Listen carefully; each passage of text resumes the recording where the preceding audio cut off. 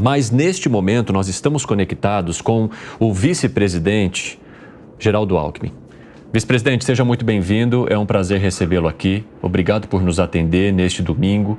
E eu vi que o senhor fez uma manifestação ontem, por meio das redes sociais, trazendo a imensa homenagem a Silvio Santos, que tem uma ligação direta com o Estado, com a cidade de São Paulo, o qual o senhor governou por muitos anos, e deixa também um legado para o país. Qual é esse legado no seu ponto de vista? Um bom dia para o senhor. Muito bom dia, Evandro Cini, Elisângela Carreira e todos os ouvintes do Jornal da Manhã.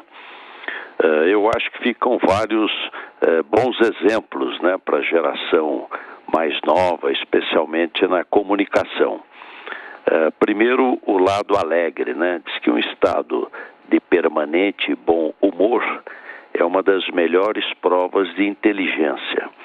Silvio Santos era bem humorado, Até no sequestro que ele sofreu lá como refém, ele sentia isso, o seu bom humor. Então, ele alegrava os domingos das famílias brasileiras. Não tinha domingo sem o programa do Silvio Santos. Então, eu diria que uma característica dele é essa comunicação mais descontraída, mais direta, uma empatia e uma participação do público. Não era uma coisa de cima para baixo, mas ele andava no meio do público, O público era a festa do seu programa. Então, eu diria que ficam aí bons ensinamentos e boa lembrança, de um grande comunicador que começou lá no Rio de Janeiro, vendedor, na rua, e construiu um verdadeiro império de comunicação. E vice-presidente, é bom a gente relembrar aqui que, como governador de São Paulo, precisou participar das negociações em questão do sequestro da filha dele e acabou com a prisão aí de sequestrador.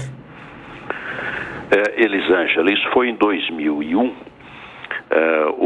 A Patrícia havia sido sequestrada e depois de resolvido o sequestro, mas houve um tiroteio com a polícia, entre os sequestradores e a polícia, e um dos sequestradores, Fernando Dutra Pinto, eu acho que ele, sabendo da dificuldade de sair de São Paulo, de fugir, eu acho que foi à casa do Silvio Santos, fez o Silvio Santos de refém, eu acho que tentando arrumar uma maneira de arrumar um helicóptero, uma forma dele fugir.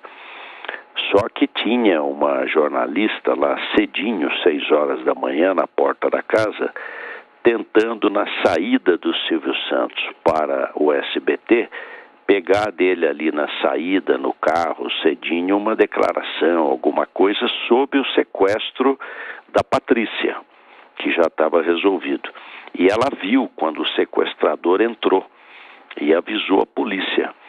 E aí a polícia cercou ali a casa e ficou um impasse, porque o sequestrador dentro de um cômodo com o Silvio Santos, duas armas, 2 revólveres na cabeça, e aquilo não se resolvia. Eu vim acompanhando desde cedo, desde a hora que começou o sequestro pela segurança pública.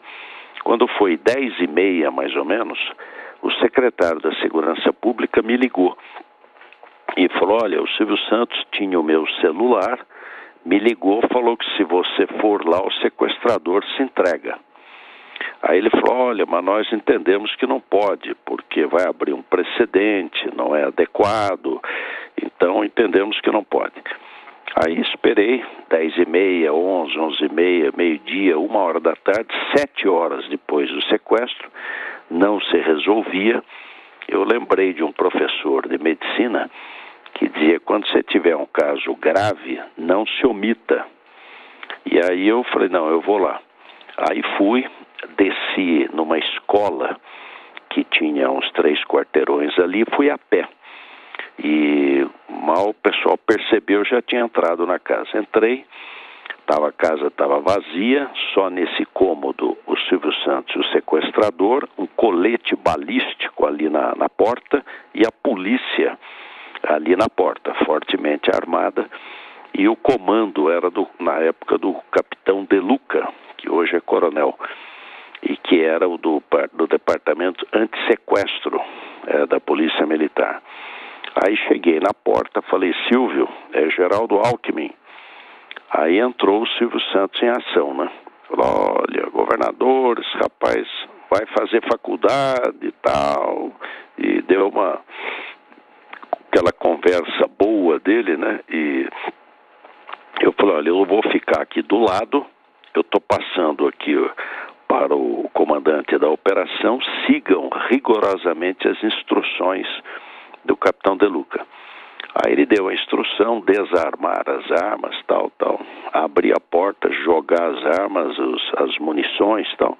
E aí já entraram e prenderam o sequestrador. E eu me lembro que o Silvio Santos estava até de bermuda, porque eu acho que ele estava fazendo ginástica, eu acho, na academia ali na casa, quando houve o sequestrador entrou. E duas coisas, Elisângela e Evandro, me chamaram a atenção. Uma, o bom humor dele, porque logo depois foi para a imprensa, né? Olha, o sequestrador já está preso e o Silvio Santos já está liberado. Aí acho que a esposa dele ligou. Ele atendeu no celular e brincou. Falou: olha, não foi dessa vez, né? E a outra, cuidado com o rapaz. Olha, eu prometi roupa para ele, vou buscar as roupas e pá. Então, mais momento tenso, mas graças a Deus com final feliz. E lembro de um outro fato: ele ouvia muito a Jovem Pan, o Silvio Santos. E houve uma crítica ao fato de eu ter ido lá para ajudar a liberar o Silvio Santos, de alguns editoriais de jornais, de rádio.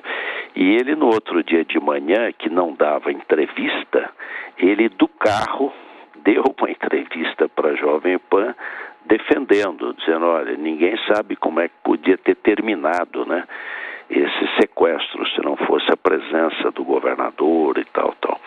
E depois me encontrei com ele algumas vezes, especialmente lá no SBT. Inclusive, a gente tem esse áudio do Silvio Santos. A gente consegue colocar? Vamos acompanhar rapidamente, depois a gente retoma a conversa, então. Telefonema de Silvio Santos. Bom dia, Silvio Santos. Quem está falando? É José Val. Oi, José Val. Eu estava vindo para cá de carro, no SBT, e estava ouvindo seu comentário com relação ao governador. Pois não. Eu posso garantir a você que se o governador não fosse ontem até a minha casa, eu tenho certeza, não é um palpite, eu poderia morrer, o Fernando certamente morreria e mataria 3 ou 4 policiais que lá estavam. Geraldo Alckmin ontem, ele, na minha opinião, e eu estou certo disso, absolutamente certo, ele ontem salvou algumas vidas, alguns chefes de família da Polícia Militar. Só isso. E eu não quero fazer entrevista. Se eu não dei para ninguém, eu dei para a Jovem Pan, porque eu sou fã da Jovem Pan, e porque eu saio de casa ouvindo a Jovem Pan e fico bem informado. Parabéns a vocês pelo noticiário da manhã e da tarde também. Eu venho para o SBT ouvindo a Jovem Pan, o Jornal da Manhã, e vou para minha casa ouvindo a Hora da Verdade. Muito bem. Fica, portanto, marcada a posição de Silvio Santos. Percebe até a alegria na voz. Governador, acredito que o senhor tenha conseguido ouvir, né, então, o elogio que ele fez ao senhor ali à época. E se não me engano, o senhor tinha acabado, naquele ano, de assumir o governo interinamente porque a saúde de Mário Covas começou a ficar um pouco degradante, né? Exatamente. Foi em 2011, o Mário Covas havia falecido e eu tinha assumido o governo há poucos meses, né? Mas é impressionante o fato, eu até às vezes ressalto isso, o sentimento popular, né? Eu no domingo em seguida, eu fui à missa na Catedral de São Miguel Paulista, lá na zona leste de São Paulo. Eu vou à missa todo domingo e fui lá em São Miguel. Então parei o carro um pouco antes e fui também a pé. Eu não tive dificuldade de entrar na igreja. As pessoas agarravam as senhorinhas: olha, obrigado, doutor, obrigado, salvou seu Silvio. Então, as pessoas sempre achavam o Silvio Santos como uma pessoa da família, né? Aquela voz característica, a sua presença nos domingos, a sua presença dentro da família, no encontro dominical. Então fazia parte da família brasileira. E eu percebi isso impressionante, o carinho, eu que não tinha intimidade com ele, o carinho que as pessoas tinham por ele. Vice-presidente, tem uma pergunta aqui do Acácio Miranda, nosso comentarista. Pode falar, Acácio. Bom dia, vice-presidente. O senhor publicou ontem no X, no antigo Twitter, uma foto do senhor bem jovem, bem cabeludo, ao lado do Silvio Santos. Eu queria que o senhor falasse um pouquinho sobre o contexto dessa foto, em que momento ela foi tirada. Vice-presidente, precisava citar esse detalhe tão específico, né? Hoje a gente tem um outro slogan, né? Os carecas que elas gostam mais, né? Mas isso foi na década de 70, final da década de 70, eu era prefeito de Pindamonhangaba e o Silvio Santos tinha um programa na televisão chamado Cidade contra Cidade. Era um programa que fez muito sucesso na época. Então ia uma cidade, vamos dizer, Pindamonhangaba e Barretos, e aí disputavam quem ganhava. Então, uma dança da cidade, o artesanato, uma música, uma cantora da cidade, a moça mais bonita, uma pessoa ia lá responder pergunta. Nós tínhamos lá um engenheiro que era uma enciclopédia, né? Então respondia tudo, coisas da cidade, divulgavam muito a cidade. E quem ganhasse, ganhava uma ambulância, a Santa Casa. Então Pinda se inscreveu, foi chamada, foi e ganhou. Eu passei o mês inteiro, os domingos, com o Silvio Santos lá não era no SBT, não existia SBT, era num teatro que gravava os programas. E toda vez ele me chamava, subia lá no palco, fazia as apresentações. E a cidade inteira participava, vibrava, né? E um ônibus de pessoas de Pinda e também das outras cidades. Nós participamos 4 vezes, nós ganhamos 3, tivemos 3 vitórias, ganhamos 3 ambulâncias para as entidades lá de Pinda. E aí conheci melhor o Silvio Santos lá no auditório, era imbatível, né? Melhor animador de auditório não existia. E deixava as pessoas à vontade, né? E era muito engraçado. Então foi aí que eu conheci o Silvio Santos, década de 70, eu tinha 24 anos de idade. E ia comigo a Lu, que era namorada naquele tempo, não era nem casado ainda. Então, cidade contra cidade, fez um grande sucesso naquele tempo. Vice-presidente Geraldo Alckmin, eu agradeço muito a tua disponibilidade em conversar conosco por telefone nesta manhã para falar sobre Silvio Santos. Foi muito interessante acompanhar essas histórias curiosas, né, e também perigosas algumas, envolvendo inclusive o sequestro da filha dele. E espero que o senhor tenha um bom domingo aí ao lado da sua família. Muito obrigado, Evandro, obrigado, Elisângelo, Acácio, a todos os ouvintes do Jornal da Manhã. Um abraço. Um abraço.